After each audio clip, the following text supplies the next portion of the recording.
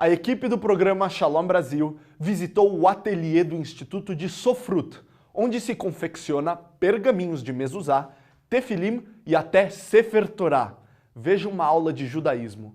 Há 40 anos, Haim Cohen trabalha como escriba, fazendo tefilim, pergaminho de mezuzá e Sefer Torah, seguindo as tradições e leis judaicas. Haim vai nos mostrar passo a passo como são feitos esses objetos. A Torá diz que esses objetos elas têm que ser escritas em cima de pergaminho, não de papel, porque pergaminho é um material que dura, e dura bastante tempo, às vezes pode chegar a durar séculos. Então, o pergaminho ele tem que ser extraído de um animal kasher. Primeiramente, nós temos aqui o couro do animal quase que tirado do animal. Então, o couro ele vem junto com os pelos, a gente coloca durante alguns dias dentro do cal, estes pelos todos eles caem e a gente tem então um couro como este. Agora nós vamos passar para a próxima etapa. Ou você come e lixa este couro muito fino e você tem quase um papel e aí então você escreve em cima a Torá. Ou você escreve em cima a mezuzá, ou você mantém ele desta grossura e você molha ele e você consegue moldar para você poder fazer o tefilim. Então, quando você molha este couro, você pode começar a moldar ele e fazer com que as cavidades dos tefilim aqui dentro, essas 4 cavidades, ele molhado você pode fazer esta moldagem. Você coloca na água e aí então aos poucos, com uma prensa quadrilateral, você vem juntando, você vai lixando para você poder fazer o tefilim. Uma vez o tefilim feito, certo? Você recebe um tefilim desse e depois a gente pinta da cor preta. Por que da cor preta? A gente não sabe. Esta é a lei seca que Moisés trouxe para nós do Monte Sinai. Nós vemos que também tem aqui o seu par, porque um tefilim é colocado na mão e outro tefilim é colocado na cabeça. A gente vê que o tefilim, todo ele é um couro maciço.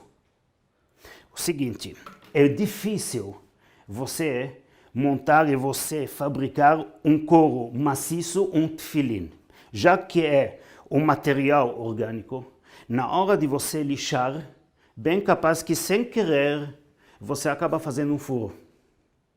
E aí então não presta mais. Neste caso, em que na hora de lixar apareceu um furo, então não tem mais como a gente recuperar esse tefilim. Surgiu na lei judaica uma pergunta: será que eu posso, em vez de eu trabalhar o couro maciço, de eu fazer como as crianças fazem nas escolas, uma montagem de um cubo? Você pode ver, são pedaços colados de couro. Então nós pegamos um couro muito frágil, como esse aqui, e a gente começa a fabricar como se fosse um cubo. É muito mais fácil, você cola ele, e daí então não precisa mais ter o cuidado, como neste tefilim, ao lixar de repente ter um buraco. Esse tipo de tefilim sairia muito mais barato. Então, foi feita a pergunta na halakha, na lei judaica, se esse tipo de tefilim serviria.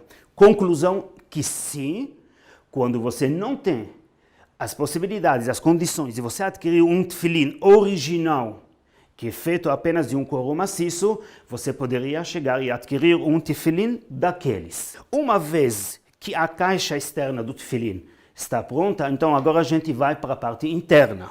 Como nós falamos, a gente lixamos o couro do animal, nós recebemos aqui o couro, o pergaminho como nós chamamos, nós traçamos e a gente começa a escrever.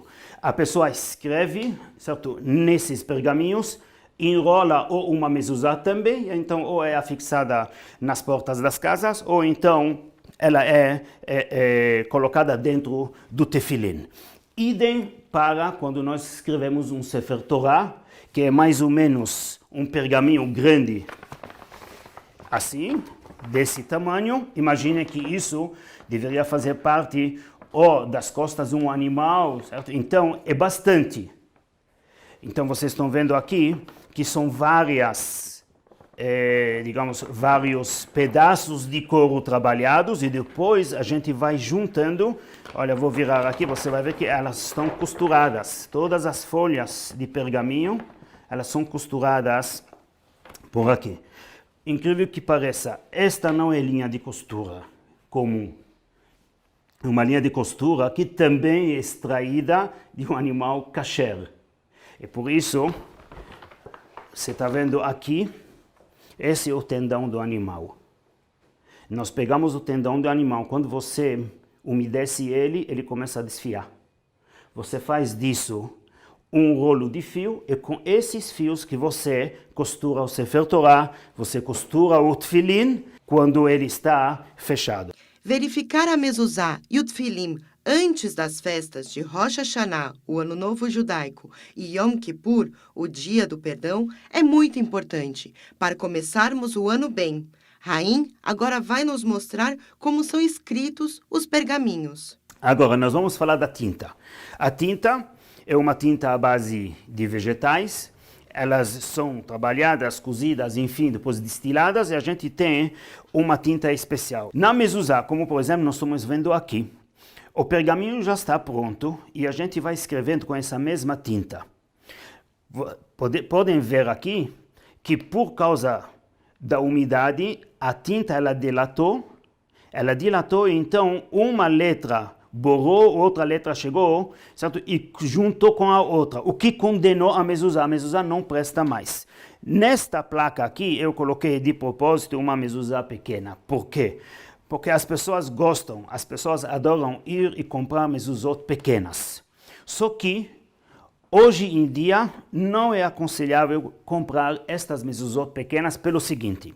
É muito mais fácil eu escrever uma letra de uma fonte um pouco maior do que uma letra pequena como esse. Infelizmente, a gente passou por momentos na história, em todos os cantos do mundo, em que os judeus eram perseguidos e precisava esconder as mitzvot. Quando uma pessoa precisava fazer uma mitzvot, o tefilin era um tefilin desse tamanho, pequenininho, pequeno. A mezuzá era pequena para que o vizinho não percebesse que aí mora um judeu e talvez então vai ser maltratado, vai ser perseguido. Então, eles escreviam mezuzot pequenas, eles faziam de tudo para cumprir a mitzvah, nem que seja a custo dos olhos deles de poder escrever e ainda manter os mesmos ritos específicos e os mínimos detalhes. É difícil. Então, ao comprar uma mezuzá, certo? Por favor, não procure mais as pequenas. Certo? As chances delas estarem erradas e da pessoa que for escrever chegar a se enganar e tocar uma na outra, justamente estávamos falando agora há pouco, que a mezuzá é como um aparelho receptor de bênção divina. Então é como uma placa eletrônica. Se tem um fio tocando no outro, já ele perde totalmente o efeito, você não consegue nem receber e nem transmitir. Qualquer defeito que tem na mezuzá, então realmente condena totalmente esse tipo de ligação, de conexão que nós temos com o divino. A pena em que a gente escreve é uma pena firme de um animal apto para consumo, é um animal kasher. Então, os Ashkenazim costumavam escrever com uma pena ou de peru ou de ganso, que é um animal kasher, enquanto que os sefaradim costumavam muito usar o bambu. Então agora a gente vai mostrar como se escreve no pergaminho. Então vamos supor que eu vou escrever agora um Aleph, que é a primeira letra do alfabeto. Este, por exemplo, é uma letra Ashkenazi e a mesma letra no estilo sefaradi. Os dois são a mesma letra Aleph, e assim então segue a letra Bet, e a gente tem que tomar cuidado que uma letra não chegue a tocar na outra. Se sem querer eu cheguei a tocar na letra anterior ou na letra posterior, estou escrevendo aqui a terceira letra do abecedário, eu toquei de propósito. Neste caso, não tenho como seguir, eu preciso corrigir isto antes de eu seguir.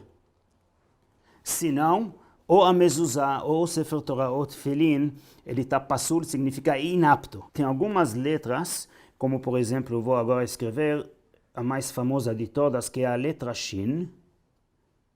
que todos nós sabemos que a letra Shin tem em cima também pequenas coroas. São coroas em que o escriba põe, elas têm certos significados cabalísticos, tem algumas que têm apenas uma coroa em cima, tem outras letras que não têm nenhuma coroa e tem outras letras que têm 3 coroas, e aí então a gente pode entrar num mar de explicações. Haim também mostrou como arrumar o pergaminho caso cometa um erro na escrita.